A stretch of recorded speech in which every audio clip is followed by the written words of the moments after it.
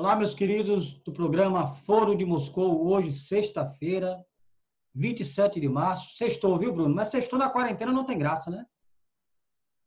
Só se for para beber online. Só se for para isso mesmo. Então, queridos, eu queria, antes de mais nada, já de antemão, pedindo para que todos se inscrevam no canal, no nosso canal no YouTube, da Agência Moscou. Os primeiros 1000 inscritos concorrerão a 5 livros.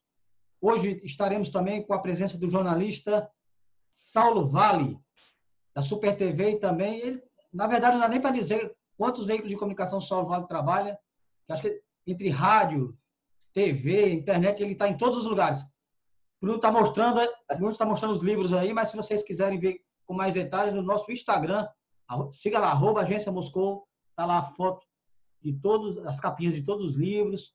Basta só se inscrever no canal. Chega lá, só um botão, aperta lá e está inscrito, já está concorrendo. Bom dia, boa tarde, boa noite, Bruno. Bom dia, boa tarde, boa noite, William. Já mostrei os livros aqui.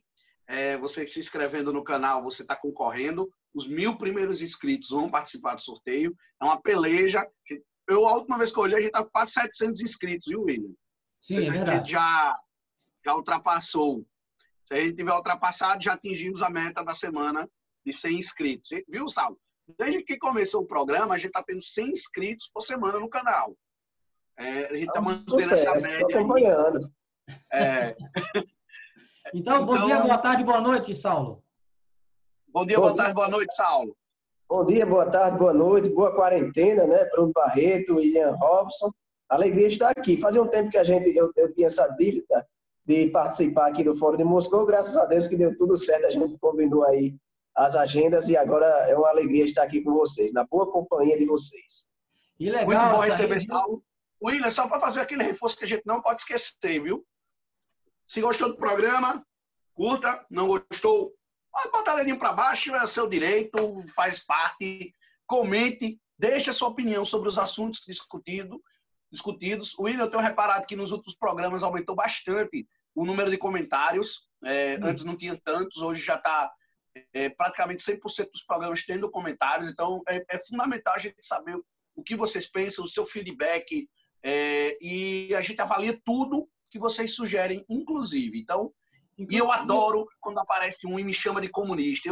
Hoje eu e o William, eu estou de grená, tem gente que vai pensar que eu estou de vermelho, mas dá para confundir com o vermelho, o William está de vermelho. Eu estou de Bruno, olha só, Bruno. Que é o habitual. Bruno, já que você fala dos nossos... já que você falou dos nossos comentários, Bruno e Saulo, desculpe interromper vocês, eu vou ler aqui só os últimos comentários que chegaram aqui relacionados às edições anteriores. A gente ainda não está transmitindo ao vivo, então esses comentários só vão ser lidos no dia seguinte. Então, vamos lá, gente. O Paulo Martins diz: isso é um fórum comunista, sai fora, dizendo relacionado ao fórum, viu, Bruno? Outro diz assim: o Francisco Salles da Costa Neto: cada dia que se passa com a presença do coronavírus aqui, a governadora tem sido liderança política mais vista no combate à epidemia, não por ser governadora, mas por ser articuladora dentro e fora do RN. Dias Neto dizendo: a maioria dos evangélicos são influenciados pelos pastores. Se os mesmos pedirem para os seus fiéis saltarem de um precipício, eles farão isso sem pensar 2 vezes. E a Eliane Maria da Conceição diz o seguinte: muito importante essas informações sobre a psicóloga Érica Pedrosa, que participou também, e sobre a participação também do presidente, do coordenador da população de rua no Rio Grande do Norte, né, Bruno? Então muita gente participa também. Você pode deixar os comentários, a gente sempre vai ler, mas quando iniciarmos as transmissões ao vivo, esses comentários serão automáticos, né? Na hora que vocês forem falando, a gente vai comentando. Eu queria começar... William, sim. Eu queria começar a gente falando sobre essa questão de Fátima. Sim. Rolou uma confusão aí na cabeça das pessoas sobre o programa de ontem. Olha, Fátima está tendo uma postura exemplar. Pode me chamar de petista à vontade, tô nem aí. Eu acho isso. Se ela estivesse tendo uma postura errada, eu diria. Ela está tendo uma postura exemplar como governadora. E tem mais coisa para a gente comentar em relação a isso.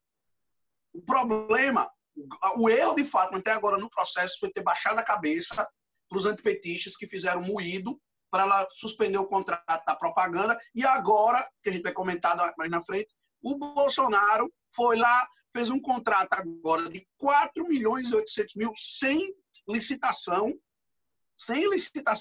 para fazer uma campanha contra a ciência. Ou seja, é urgente que Fátima reveja a decisão de suspender a contratação de empresas de publicidade. É verdade, Bruno. Eu vou começar aqui com o blog do nosso querido Saulo Vale, está aqui na tela, vou compartilhar com todos, destacando a última notícia que ele postou, né? Então, a Secretaria confirma mais 3 casos de coronavírus em Mossoró. Então, a Secretaria de Saúde de Mossoró confirma mais 3 casos do novo coronavírus. Atualmente, Mossoró passa a contar com 5 casos confirmados, ou seja, está um número crescente, né? Bolsonaro está estimulando as pessoas a irem para quebrarem sua quarentena e se contaminarem lá fora, estimulando em nome da economia, não em nome da vida das pessoas, e isso está criando um problema muito sério, Bruno, porque está gerando uma confusão na cabeça de muitas pessoas. Os fanáticos já estão até comemorando, né? Aqueles que não têm mais jeito, estão comemorando e estão achando que é só uma gripezinha, mas eu vou trazer logo mais adiante uma grande entrevista que saiu com uma cientista da Fiocruz, mostrando como funciona o coronavírus dentro do organismo do indivíduo. Então, é interessante para a gente saber que não é uma gripezinha apenas. Então, Saulo, se você quiser falar alguma coisa sobre isso que você postou, os casos, e como você está vendo essa questão do coronavírus aí em Mossoró, pode ficar à vontade. Olha, a expectativa, pelo menos do Ministério da Saúde, é de que haja o aumento dos números nesse mês de abril, né? Em contrapartida, vem aí a orientação, o Bruno já colocou aqui, a campanha publicitária que o governo Bolsonaro vai fazer, que vai se chamar O Brasil Não Pode Parar. Semelhante a que Milão fez e não deu certo, né? Hoje o UOL colocou uma matéria muito boa, bem embasada, que mostra que Milão fez isso em fevereiro, recente, agora em fevereiro. Colocou o pessoal para ir para a rua, Milão não pode parar, era o nome da campanha. E daí colocou o pessoal para ir para a rua em nome da economia, em nome dos empregos, em nome da movimentação econômica, e o que a gente está vendo foi a tragédia que está acontecendo de mortes, de pessoas infectadas. 4.000 mortes, só em Milão, né? Exatamente. E a Itália, Milão, enfim, sendo o epicentro, agora os Estados Unidos é que são o epicentro do coronavírus, mas enfim, os números explodiram ali, foi uma experiência que não deu certo, e apesar de nós termos esse exemplo negativo, esse exemplo que não deu certo lá em Milão, o governo Bolsonaro vem no achismo, no total achismo, porque essas questões de isolamento social, isso são questões embasadas cientificamente, de organizações de saúde, quer dizer, que orientação, que recomendação, de onde é que se tirou o embasamento científico de órgãos de saúde que afirmou que o certo ou o mais adequado seria o isolamento vertical, e não esse isolamento que nós estamos aqui no Brasil e em vários países do mundo, que é o isolamento horizontal. Quer dizer, faltou dizer em que estava embasado aquilo. Que experiência no mundo deu certo? Que organização da saúde começava a defender aquilo? Faltou isso, ficou muito no achismo. Quer dizer, o governo parece querer pagar para ver, né? Eu acho que o Brasil deve, pelos próximos dias, pelo impacto do pronunciamento do presidente da República, me parece que mesmo com a resistência dos governadores, mas vai uma pressão aí de setores simpatizantes do bolsonarismo, setores do governo federal, a campanha do governo federal também é muito forte, publicitária, etc. Nas redes sociais já acontece muito forte, que o Brasil tenha uma adesão ao isolamento vertical, ou seja, somente os idosos e doentes fiquem em casa e os demais, que não são grupos de risco, tenham a sua rotina, voltem ao normal. O problema, sabe qual é, William? Eu tiro aqui por casa, me permita usar o meu exemplo. Eu por exemplo, moro com meu pai, que é idoso, tem 66 anos, é do grupo de risco também. Há ainda outras patologias dele, quer dizer, se eu retornar à minha rotina, se eu contrair o coronavírus, eu posso colocar ele em risco. Se as escolas, as igrejas reabrirem, de uma hora para outra reabrirem academias, que são locais de contágio muito fácil, quantas pessoas vocês vão colocar em risco? O sistema de saúde vai ter condições de abrigar essas pessoas? E aqui a gente sabe que não. É verdade. Bruno? Olha, eu sou defensor da ciência. Eu respeito muito a opinião dos especialistas. A gente é treinado na faculdade, inclusive, isso é uma coisa da nossa formação como jornalista, só quem não prestou atenção nas aulas, nas aulas que teve na faculdade, embora haja quem diga que faculdade de jornalismo não serve para nada, mas qual é uma das orientações básicas nos primeiros anos do curso? Respeite a opinião dos especialistas. Siga a opinião dos especialistas. Ouça os especialistas. Faça as manchetes com base no que os especialistas estão dizendo. Ou seja, a gente é treinado para isso. E quando a gente vê um presidente da República que contraria o próprio ministro da Saúde, para mim é o fim.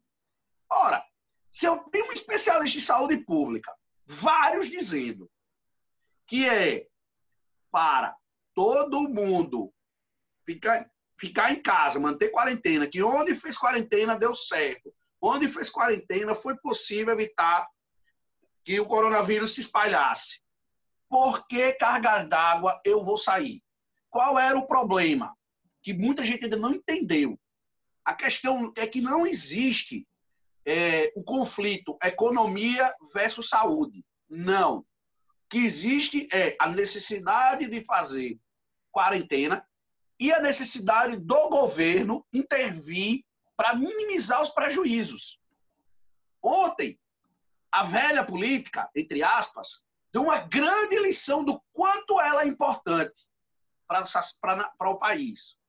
A velha política, com todos os defeitos que ela tem, com todos os escândalos de corrupção, que isso aí é um outro debate, a velha política ela tem duas qualidades: a racionalidade e a sensibilidade. A velha política, com todos os seus defeitos, com todos os seus erros, numa hora dessas, ela não abre mão da sensibilidade. Tanto que o presidente Bolsonaro propôs numa medida provisória a renda mínima de R$200. O que é que a velha política fez?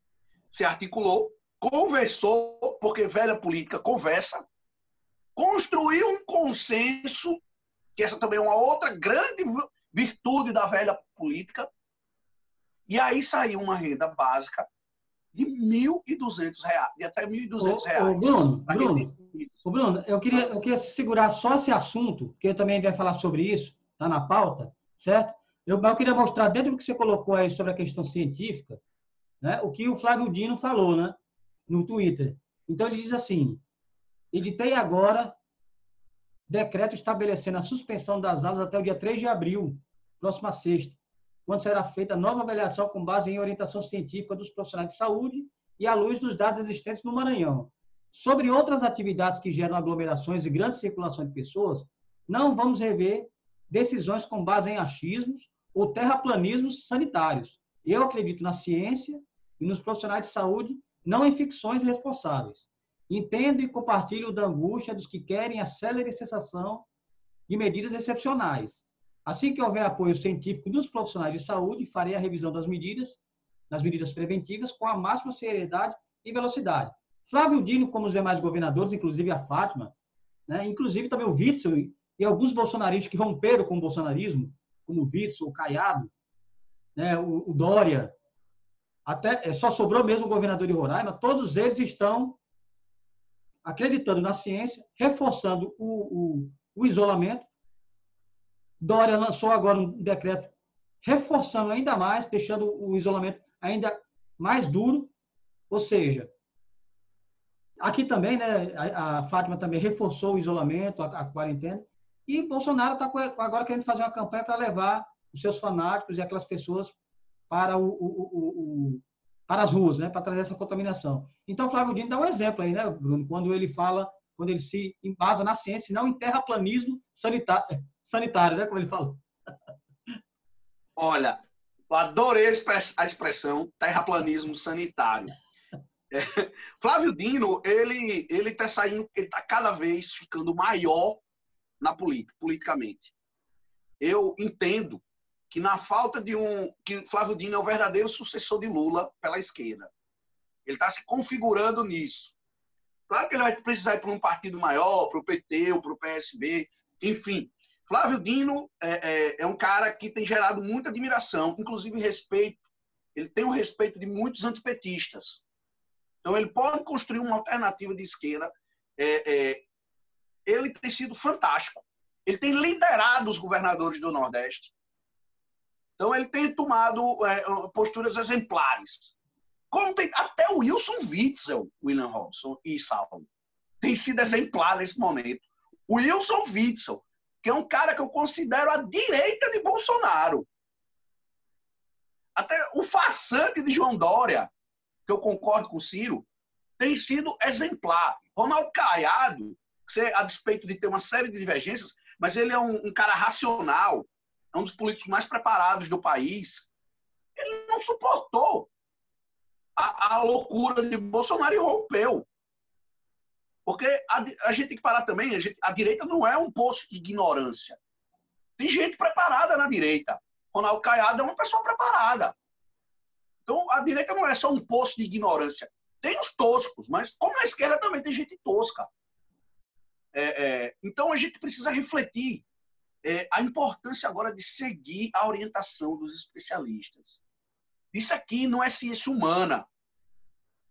Que a gente diz uma coisa e você discorda. Você tem que trazer, até nas ciências humanas, que é mais subjetiva, para você discordar, você tem que trazer dados. Eu até cito aqui o exemplo do programa Grande Debate da CNN, Gabriela Prioli, que não é sequer uma pessoa de esquerda, de passagem, mas ela usa dados, ela usa racionalidade no debate e está jantando, como diz na linguagem da internet, os debatedores que colocam para ela, porque o cara chega lá só com lugar comum. E aí o cara chega, ele não está no grupo de Zap Zap, que se junta 10 para xingar ele, para xingar junto com ele o esquerdista, a pessoa que tem uma visão mais racional. Ele está num ambiente que ele tem que trazer dados, confrontar dados com dados, aí ele é jantado todo dia. Então a gente precisa resgatar a racionalidade. Eu fiquei muito feliz com a notícia da renda mínima. Essa iniciativa da velha política que vai minimizar os estragos na economia durante a quarentena.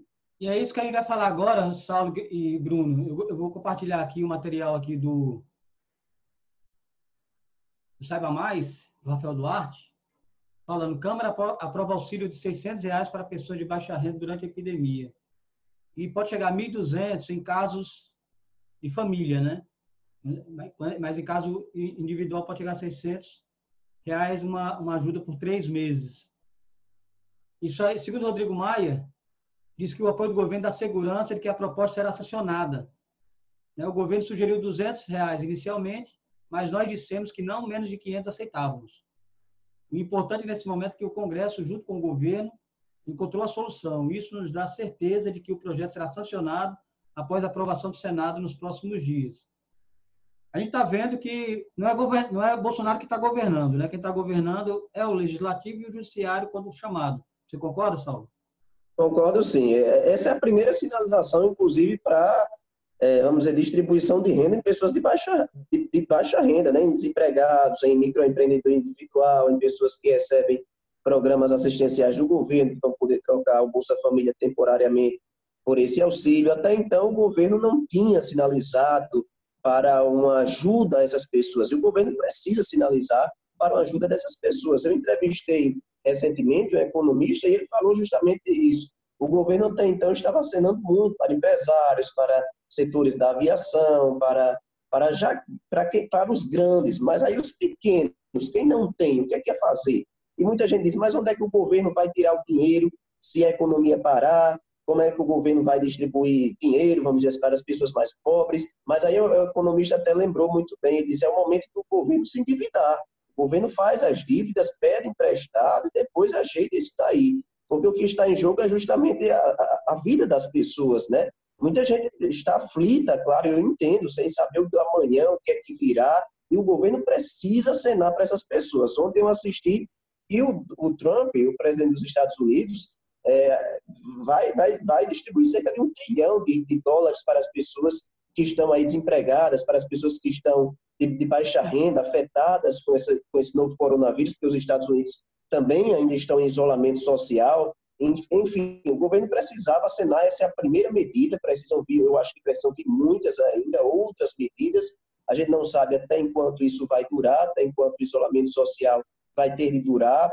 ou até enquanto essa pandemia vai durar, mas é fato que o governo precisa seguir, e aí muita gente disse que foi até tardio, que já deveria o governo ter acenado antes, né? O governo primeiro queria dar R$ 200, depois houve uma negociação, e aí se estendeu para R$ 600, podendo chegar a 1.800.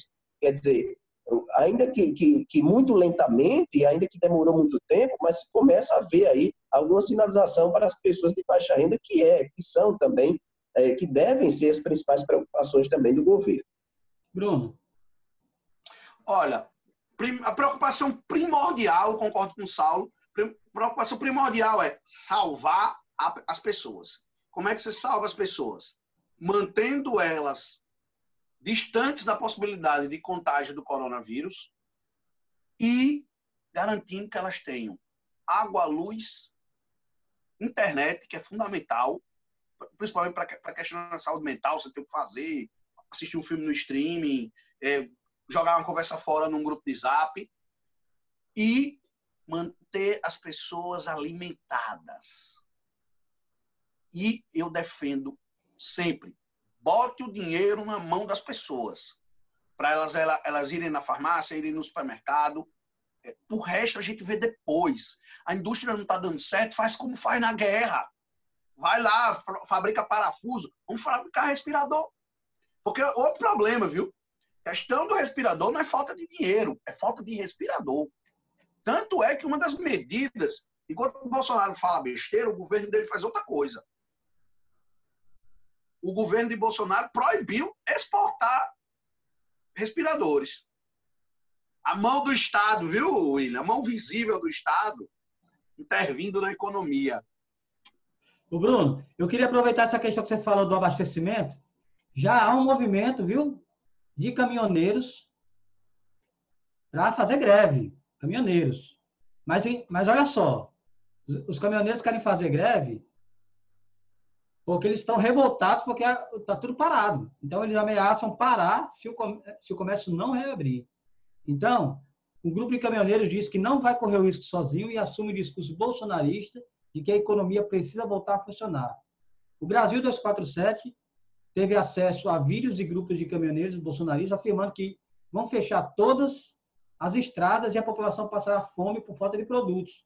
No vídeo, caminhoneiros ameaçam manifestantes que fazem panelaço contra o governo Bolsonaro e dizem que a população vai bater panela por falta de comida. Ou seja, Bruno, já existe também, e Saulo, existe também já uma espécie de chantagem, né, dentro de um grupo bolsonarista para que todos se contaminem, todos se contagiem em nome da tal economia, preservação da tal economia, a troco de vidas de pessoas. Olha, o governo Bolsonaro, o discurso de Bolsonaro, ele é um discurso que atende a uma parcela do empresariado. E está ressonando até agora, viu, Bruno? É interessante que o discurso de Bolsonaro, segunda-feira, ainda está ressonando, viu? O próprio Maia disse que foi pressão das bolsas. E quando eu assisti ao discurso de Bolsonaro, eu estava assistindo ao vivo, eu pensei, esse discurso vai ter um efeito, uma repercussão imediata, porque muita gente vai querer sair às ruas, muita gente vai abraçar esse discurso. Até então a gente tinha quem com esse discurso? Talvez Silas Malafaia sozinho, né, dizendo que era um exagero, com Edir Macedo. E então você, de repente, vê o presidente da República em cadeia de rádio e de TV também começando a defender que as escolas retornem às aulas, que as igrejas, depois ele tornou a igreja como serviço essencial, né, voltem, reabram, as igrejas reabram. Quer dizer, antes você tinha ali algumas vozes que tinham impacto dentro de uns círculos, de uns grupos, mas a força, claro, que tem o pronunciamento do presidente da República, teve e tem uma repercussão imediata, a ponto disso daí. Os caminhoneiros, eu tinha visto essa matéria, acho que foi ontem, dos caminhoneiros falarem que podem fazer uma greve, uma parada, porque afirmam que também estão sentindo o impacto dessa parada, enfim, vários setores irem fazendo pressão para que haja uma abertura gradual, total, do próprio comércio. Bruno. Pois é. A gente fica... Eu queria dar só uma mudadinha no assunto. Ontem, eu gravei um vídeo dizendo que é hora de deixar a ideologia de lado. E é mesmo. É para a esquerda parar de ficar com ressentimento em relação à direita. é para a direita reconhecer que a esquerda tem razão nessa questão social. Então, é hora de baixar o facho, reconhecer que o momento não exige, não é para debate ideológico. Mas o que acontece ontem? Os bolsonaristas, eles fizeram um auê aqui no estado, porque a governadora Fátima Bezerra disse a seguinte frase, viu, William Saulo? Esse coronavírus é um adversário a ser vencido, a ser enfrentado por todos nós, com muito equilíbrio, bom senso, responsabilidade e união. A prioridade nossa é, em primeiro lugar, proteger a vida das pessoas, claro, sem esquecer da economia, até porque uma coisa não exclui a outra. A mídia bolsonarista local fez um estardalhaço dizendo que a governadora estava concordando com o Bolsonaro. Dizendo que foi uma mudança de posicionamento. Me digam em que parte dessa frase ela concordou com o Bolsonaro. Não resiste a uma séria interpretação de texto. Eu disse isso também ontem a um amigo meu que chegou para dizer que Fátima era uma mudança de postura, estava todo mundo calado, agora Fátima estava concordando com o Bolsonaro. Não, eu não consigo visualizar, eu não consigo, por mais que tente forçar, mas não consigo ver qualquer tipo de alinhamento. Muito pelo contrário. Acho que até agora os governadores são quase unânimes, né, por causa do governador de Santa Catarina, mas em manter essas medidas de isolamento social até certo momento. E o governo Bolsonaro, nessa questão aí, tem ficado quase isolado. Olha só, os bolsonaristas do Rio Grande do Norte, eles têm uma carência de ver a governadora alinhada com o presidente. Mas veja, se ela critica o presidente, ela é satanizada. Se ela recebe um recurso federal e agradece ao ministro ou agradece ao governo enquanto de forma institucional, ela é cobrada por não agradecer diretamente ao presidente Bolsonaro. Está muito claro, até com essa deturpação aqui do que ela disse, que eles não querem que ela agradeça a Bolsonaro por questão de decência, de institucionalidade. Não, eles querem que ela agradeça a Bolsonaro para virar uma peça de propaganda bolsonarista. E eles pegaram isso aqui e distorceram. Olha, ela não mandou ninguém para a rua, ela não mandou ninguém descumprir orientações científicas. Não prometeu flexibilizar. Nada. Quando ela disse, sem esquecer da economia, ela está lembrando da necessidade da intervenção estatal para garantir os empregos. Mas a prioridade é salvar pessoas. Eu não entendi isso aqui como uma mudança de postura. Isso aqui é uma forçação de barra. Eu fico triste quando eu vejo isso sendo divulgado como uma mudança de postura. Isso aqui é enganar as pessoas. Eu vi gente vibrando porque ela tinha dado uma ré. E que Bolsonaro era gênio, que ele enquadrou os governadores. Não teve nada disso. Bolsonaro ontem sofreu uma tremenda derrota no Congresso. Bolsonaro não ganhou nada, ele perdeu ontem no Congresso. Ele tentou minimizar, isolado, né, ficar muito feio. Hoje, sem falar que ele está bastante isolado. Né? No Congresso ontem. Sem falar que ele está muito isolado, inclusive o editorial. Sim, Bruno. Inclusive o editorial do Estadão hoje reforçou a ideia de isolamento. A Liane Cantanhede também fala sobre isso, na questão do isolamento. O Reinaldo Azevedo diz que ele está querendo impeachment, mas não sabe. Ele quer o impeachment, mas não sabe o que quer. Entendeu? Então, mas ele está usando todas as estratégias para ser impeachment. Achei muito boa. Nessa questão do impeachment, né, nesse tema de impeachment, achei muito boa. Não sei se vocês viram, Bruno e William, a entrevista que Marcelo Freixo deu ao UOL. Ele disse que acha que não é o momento de discutir o impeachment, porque a discussão de impeachment seria tudo que Bolsonaro quer no momento, né?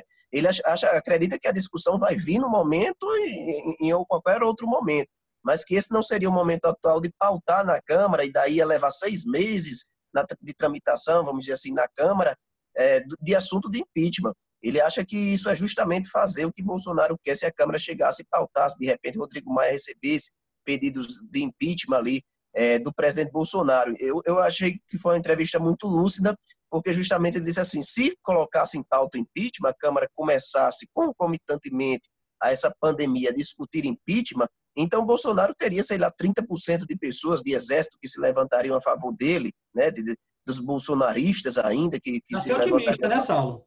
Para ser otimista. Para ser otimista, né?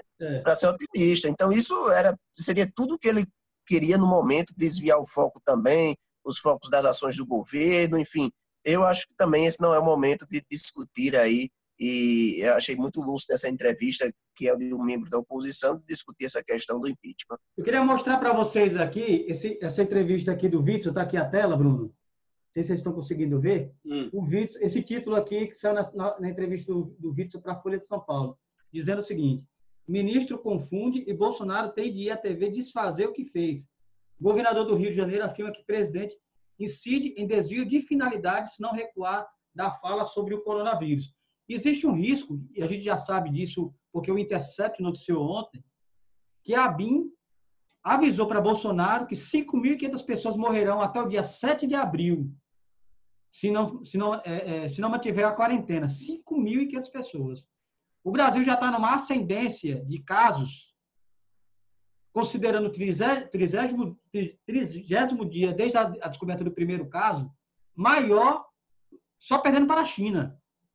Então, quer dizer, está sendo casos crescentes, preocupantes, e Bolsonaro está apostando no caos. Ele está apostando no caos. Vão todos para a rua, fiquem só os velhos em casa, como se esses idosos não tivessem convivência com seus demais familiares que iriam para a rua, né? Ou então, aqueles idosos que moram só. São 4 milhões no Brasil. 4 milhões de idosos que moram só. Né? Então, quer dizer, é uma situação complicadíssima. Bolsonaro está apostando no caos. Sim, Bruno, pode continuar o que você estava falando sobre a questão aí da política. Sobre o quê? Sobre a questão política, né, que você estava falando anteriormente. Sim. Eu queria a gente ver aqui uma decisão importante, William. Eu disse, já concluí. A bancada federal do Rio Grande do Norte tomou uma decisão importantíssima. Ela tirou recursos das emendas, que totalizam 65 milhões de reais, e destinou tudo para o combate ao coronavírus. Foi uma decisão excelente da bancada federal, assim como tivemos uma decisão dos juízes Walter Nunes, de Natal, e Orlando Nata, aqui de Mossoró, juízes federais, que juntos destinaram 320 mil reais de recursos de penas, de multas, enfim, para o combate ao coronavírus. Está chegando a hora, William, do nosso bom e velho Tribunal de Justiça também agir.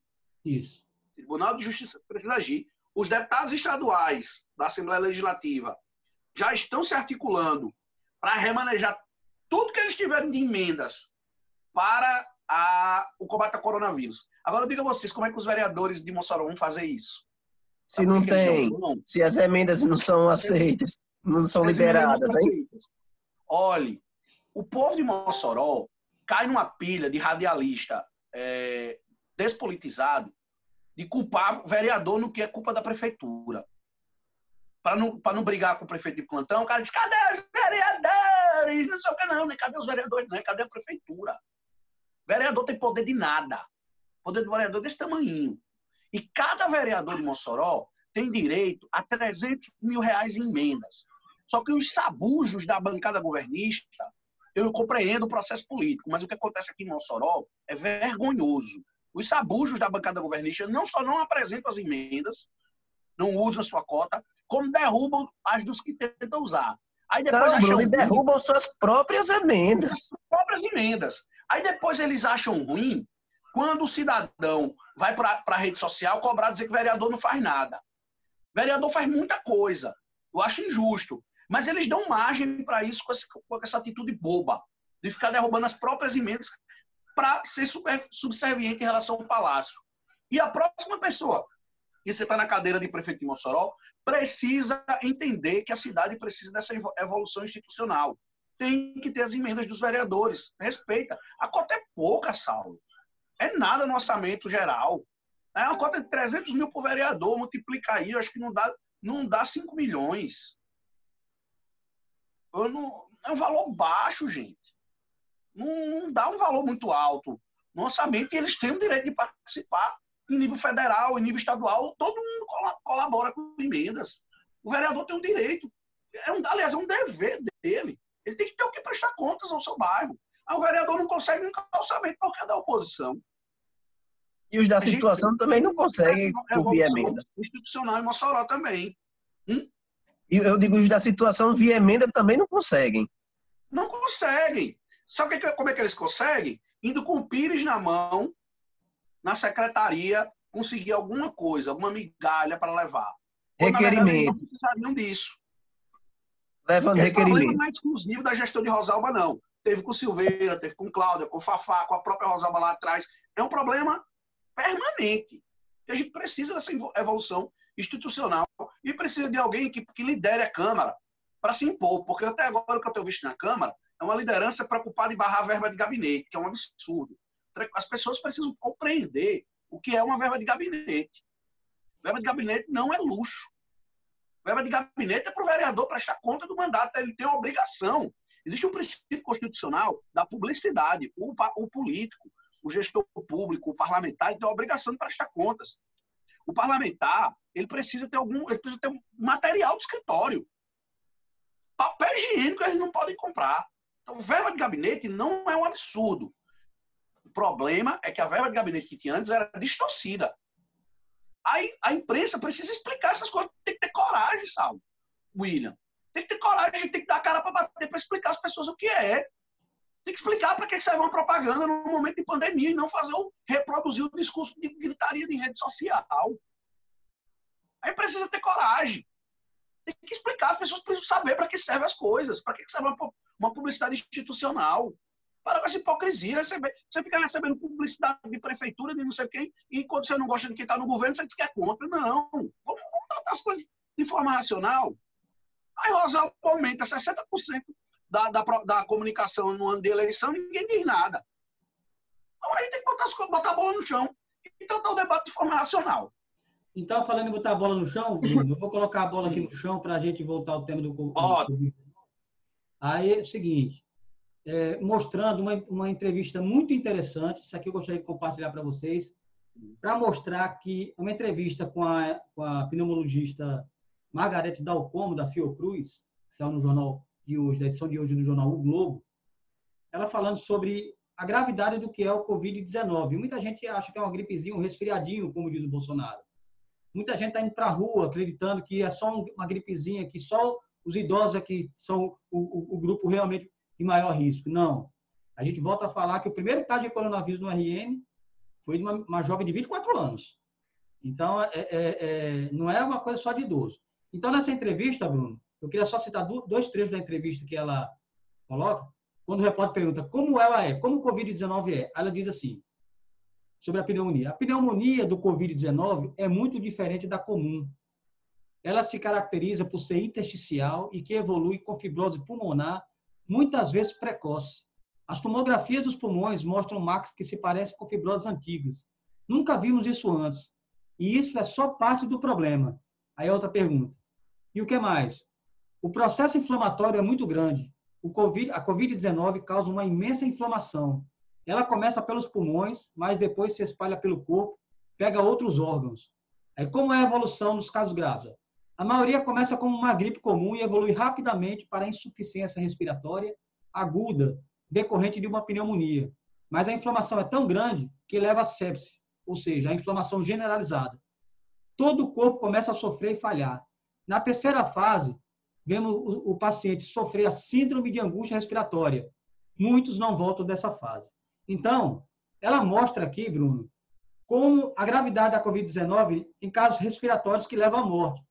E ela associa uma problemática que existe no nosso país já há um tempo, que se juntar com a Covid-19, vai virar um caos, que é a tuberculose. Então ela cita assim, ela diz o seguinte, deixa eu ver se eu encontro aqui, aqui. Um exemplo é o caso da tuberculose, uma doença que é fator de agravamento da Covid-19. O Brasil tem uma taxa elevada, cerca de 30 casos por 100 mil habitantes. Em cidades como Rio de Janeiro, ela já é muito mais alta, de 70 e 75 casos por 100 mil habitantes. Mas na Cidade de Deus, onde houve um caso, na Rocinha e Manguinhos, por exemplo, ela explode para 280, 300 por mil casos. E nos presídios chega a absurdos 2.500 para 100 mil casos. Cerca de 80% dos casos de tuberculose são pulmonares. Quando a Covid-19 encontrar a tuberculose, teremos uma mortalidade absurda. Está entendendo, Bruno, o sentido do isolamento, o sentido de ficar em casa, a gravidade do que é desses fanáticos, dessas pessoas que estão acreditando em vozes completamente do achismo, do terraplanismo sanitário?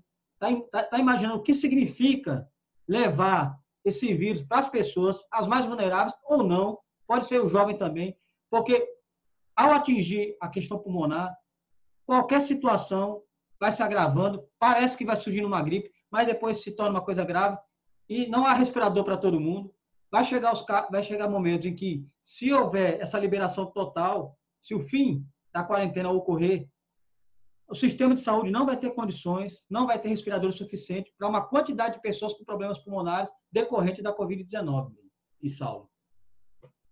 Eu vi até uma nota da Associação Nacional de Infectologistas justamente mostrando o que poderia causar, a rejeição ao isolamento social poderia causar. E era uma nota que mostrava preocupação justamente com esse incentivo do presidente de deixar o isolamento social. Quer dizer, você tem uma associação de infectologistas, a área ali, pessoas que estudam, que estão diariamente se atualizando, né? Que tratam, enfim, mostrando preocupação sobre essa derrubada do isolamento social, pelo menos do isolamento horizontal. E, no outro lado, você vê o achismo. Você vai ficar com o quê? Com o achismo de que exemplo? Como eu disse, que exemplo deu certo? Onde é que isso deu certo? Onde é que isso salvou mais vidas? Que números mostram? Quem estudou isso? Que estudo? Foi embasado em quê? Né? A ficar no outro lado com aqueles que têm embasamento, são formados na área, observam, mostram números, comparam números, que isso também é inteligente de se fazer, enfim, de pessoas que estão ali, são altamente capacitadas, de organizações da Organização Mundial de Saúde, que prevê tudo isso. Enfim, é escolher, William, não tem outra forma, é escolher entre o achismo e entre uma fórmula que não deu certo, como a gente citou Milão aqui na primeira parte do programa, e entre as orientações de Organização Mundial de Saúde de especialistas na área que defendem que neste momento, para morrer menos gente, para o sistema de saúde não chegar a sobrecarregar tanto, é melhor o isolamento social. Bruno? Aí eu pergunto, qual dado, você aí que quer seguir a orientação de Bolsonaro, qual dado você tem para contrapor a isso? Zero. Qual a alternativa que você tem para apresentar? O próprio presidente, ele fala, mas você vê que ontem ele já gravou um vídeo lá com aquele cercadinho lá que o pessoal fica, ele já manteve a distância. Tudo em torno do presidente mostra o contrário. O presidente, mais de 20 pessoas da comitiva dele que foi para os Estados Unidos pegou coronavírus. 24. Um dos ministros mais próximos de Bolsonaro, o general Heleno, pegou coronavírus. O motorista está na UTI. O bolsonarismo no Rio Grande do Norte pegou coronavírus, que é o general Girão, que, por sinal, fez um artigo bem ponderado que eu estou publicando domingo lá no blog do Barreto. Então, a gente precisa entender que tratar de economia não é deixar de se preocupar com a saúde e vice-versa. Dá para se complementar, dá para ser razoável. O presidente da República precisa entender isso. Os fatos mostram tudo o contrário do que ele diz. E ele não dá o braço a torcer. E olha que as medidas dele poderiam ser piores, viu? Eu tento acreditar, eu quero acreditar que lá na frente ele vai ceder. Vamos encerrar, Bruno? Você acha que sim? Acredito.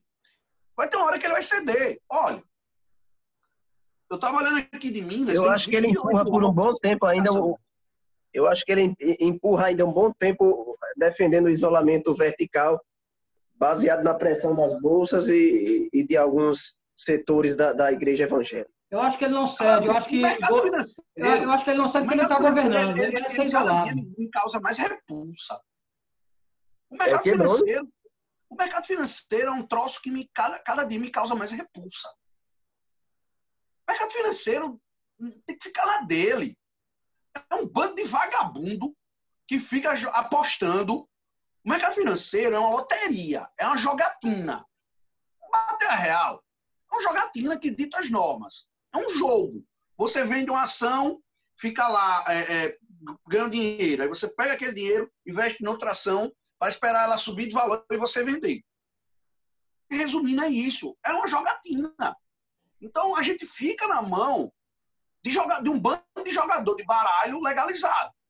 E a gente percebe também, Bruno, que Bolsonaro se torna refém desse pessoal. A voz dele acaba tendo uma certa ressonância, porque ele é o presidente. Mas, na verdade, quem está governando hoje são os governadores em seus estados, é o legislativo e o judiciário também, para ficar derrubando ideias e projetos e emendas espatafúrdias do presidente. Então, acho que ele está cada vez mais isolado, ele não vai mudar de ideia, porque aquele jeito é o dele mesmo, ele não vai mudar de ideia, mas vai ter ressonância, principalmente sobre os fanáticos. Esse é o perigo. O perigo está aí. Quando os bichos escrotos saem dos esgotos, aí onde está o perigo. Né? E esse está o perigo. Vamos encerrar, Bruno? Vamos encerrar. Vamos encerrar, gente. Eu só queria reforçar para encerrar aqui que 6 pacientes testam negativos para coronavírus no Hospital Tarcísio Maia. É o manchete desse momento aqui do Mossoró hoje. E vamos encerrar. Uma boa notícia, gente. Né? Uma boa notícia, realmente. Teve muito boato de coronavírus lá no Tarcísio Maia, muito. Isso. Fake news aí tá todo vapor. Não, é verdade. E a gente está aqui para tentar mostrar o contraponto, analisando todos os aspectos da mídia contra o terraplanismo sanitário. Gente, vamos encerrar aqui o programa de hoje. Voltaremos segunda-feira. Amanhã terá outro programa da Agência Moscou, que é o Cotados ao Palácio, onde a entrevistada será a professora Thelma Gurgel. Thelma Gurgel. Então, vocês se inscrevam no canal para acompanhar e receber a notificação. Por volta de meio-dia já estará no ar para vocês poderem conferir. E não se esqueçam de compartilhar nos seus grupos de WhatsApp esse programa. Curtam, vão puxar esses likes aí, porque ajuda também a propagar o algoritmo do YouTube para que mais pessoas possam assistir ao Foro de Moscou. Então, até segunda, gente.